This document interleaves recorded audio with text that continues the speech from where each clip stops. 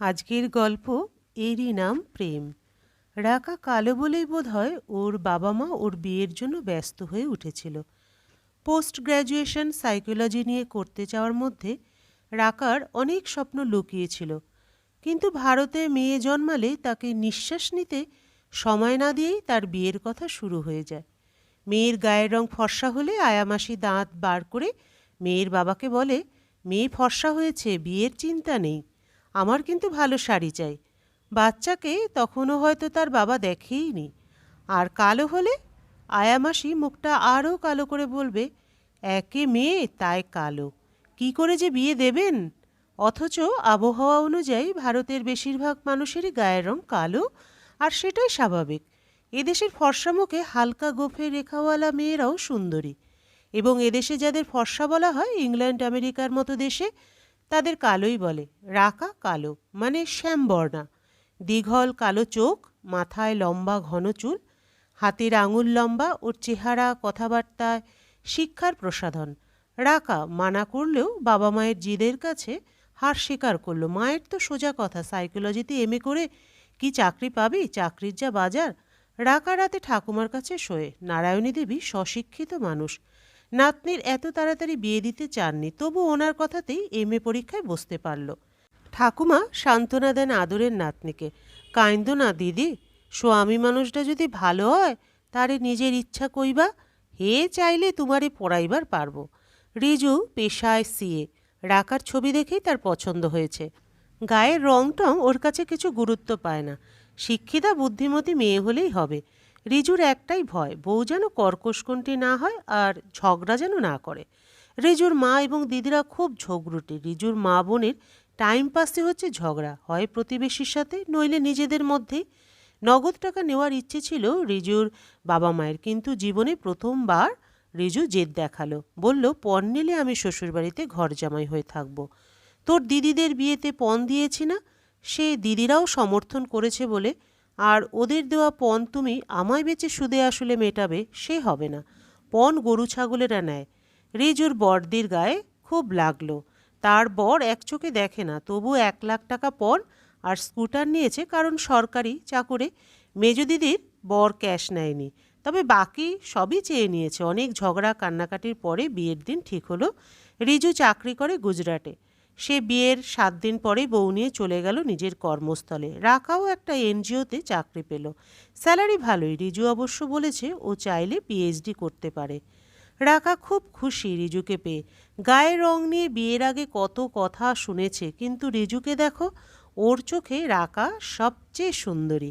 রিজুর মন কেড়েছে রাকার গান। ওর গান চোখ বন্ধ করে শুনলে মনে হয় গীতা দত্ত গাইছে। না, ঠিক গীতা দত্ত না, বেগম আক্তার আর গীতা দত্তের মিক্সড। রোজ রাতে রিজুর আবদারে অনেক গান শোনাতে হয়। দেখতে দেখতে 3 বছর কেটে গেছে।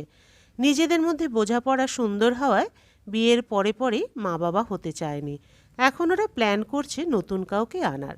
রিজুর ইচ্ছে রাকার মতো একটা মেয়ে হোক, আর রাকার ইচ্ছে ছেলে মেয়ে যেই আসুক সুস্থ নিরোগ হলেই হবে। কালো ফর্সা নিয়ে তার জীবন ঘোলাটে করবে না। ভালোবেসে যে দেহ মিলিত হয় তা যেন স্বর্গীয় সুখ বহন করে আনে। 3 বছরে রাকা একটু ভরাট চেহারায় হয়েছে। বিয়ের সময় বেশ রোগা ছিল। রিজুর স্পর্শে যৌবন এখন উছলে পড়ছে রাকার। কে বলবে এই মেয়ের রূপ নিয়ে কত কথা শুনতে হয়েছে। রিজু অডিটে গিয়েছিল, প্রায় 15 দিন পরে ফিরেছে। একটু বিরহ কাতর তো দুজনেই ছিল, তাই সেদিন রাতে দুজনেই যখন দুজনকে আদরে ভালোবাসায় ভাসাচ্ছে, হঠাৎ রাকার বুকের পাশে কিছুটা অংশ বেশ শক্ত লাগে রিজুর। আহ করে ওঠে রাকা। কি হয়েছে? এইখানে একটু যন্ত্রণা মতন হয়েছে, ফোড়া হবে হয়তো। এখানে একটা ডেলা মতন। ব্যথা নেই? এই কয়েকদিন ধরে ব্যথা লাগছে। রিজু লাইট জ্বালিয়ে দেখে রাকার ডান দিকের স্তনবৃন্তের পাশে একটা ডেলা। চামড়ার কালারও চেঞ্জ হয়েছে।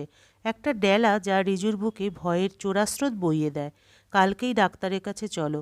মা হইনি তবু কি কোনো কথা নয়। চলো ঘুমোও। রাকাকে বুকের মধ্যে চেপে জড়িয়ে ঘুমায় রিজু।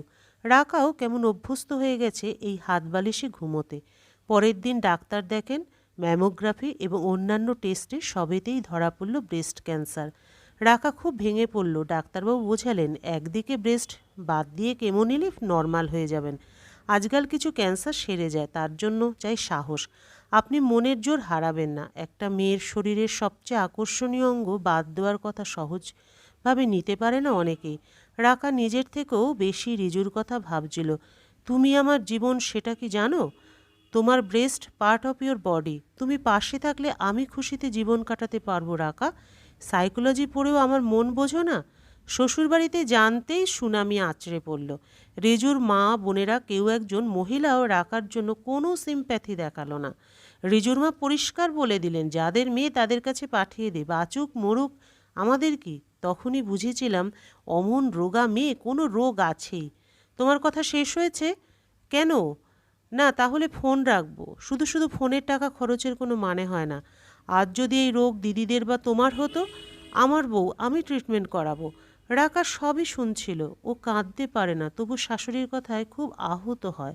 এই ভদ্রমহিলাকে নিয়ে কত জায়গায় বেড়াতে গেছে, নানান রকম উপহার কিনে দিয়েছে, উনি চেয়েও নিয়েছেন। আর আজ কত সহজে বলে দিলেন, যাদের মেয়ে তাদের বাড়ি পাঠা।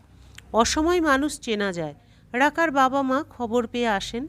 টাটা মেমোরিয়ালে নিয়ে যাওয়া হয় ওকে। Surgery, chemo. একদিনের জন্য রিজুর মুখে রাকা হতাশা দেখেনি। সব সময় রাকাকে সাহস দিয়েছে, আনন্দে রেখেছে। কেমোর পরে চুল ঝরে যায়। কেমনভাবে ঝরে? বালিশ থেকে মাথা ওঠালে দেখা যায় বালিশে চুল। এই চুল রাকার বড় আদরের ছিল। মাথা পুরো ন্যাড়া করে নিল রাকা। রোজ রোজ চুল ঝরে যাওয়া দেখলে নিজেকে আরও দুর্বল লাগে। এখনও কিছুদিন রাকাকে মুম্বাইতে থাকতে হবে। বাবা মা চলে যান কারণ ঠাকুমা একা। কিছু একটা আন্দাজ করেই রাকার জন্য একটা মহাভারত পাঠিয়েছেন ওর ঠাকুমা। রিজুর সাথে ওর বাড়ির সম্পর্ক টাকা পয়সায় দাঁড়িয়ে আছে। ও মাস গেলেই এক থোক টাকা পাঠিয়ে দেয়। সেদিন সকালে রাকা যার চিকিৎসায় আছে সেই ডাক্তার এসে বললেন, কেমন আছেন? আমি কি বাড়ি যেতে পারি? ও শিওর, হোয়াই নট। বাড়ি গিয়ে নিয়ম করে ওষুধ খাবেন। Meditation is must. Think positive ma'am. আমার হাজব্যান্ড কি এসেছেন? হ্যাঁ, উনি খুব মন দিয়ে সব কিছু বুঝে নিচ্ছেন। You are very lucky. লাকিদের বুঝি এমন অসুখ হয়? এখানে কত নাটক দেখি ম্যাম।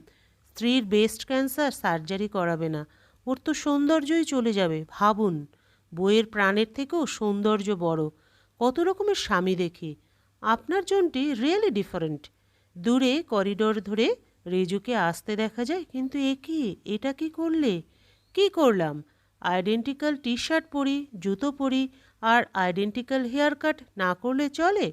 এখন বোল্ড হেয়ার ফ্যাশনে, তাই বাদ দিলাম। আমায় কেমন লাগছে? রাকার দু চোখে আনন্দের জল। ও রিজুর ন্যাড়া মাথায় চুমু খেয়ে ওকে জড়িয়ে ধরে। এবার বাড়িতে তো চলো। কেমো নিয়ে রাকা দুর্বল হয়ে গেছে। হোয়াইট ব্লাড কাউন্ট কমে গেছে, প্লেটলেট কমে গেছে, ঝড় চলে গেছে। এখন রাকা আর রিজুকে নতুন করে সব শুরু করতে হবে। রিজু হুইল চেয়ার ঠেলে এগিয়ে নিয়ে যায় রাকাকে হাসপাতাল থেকে দূরে, এক নতুন জীবনে। গল্পের সমাপ্তি এখানে। আবার দেখা হবে পরবর্তী আরেকটি গল্পতে।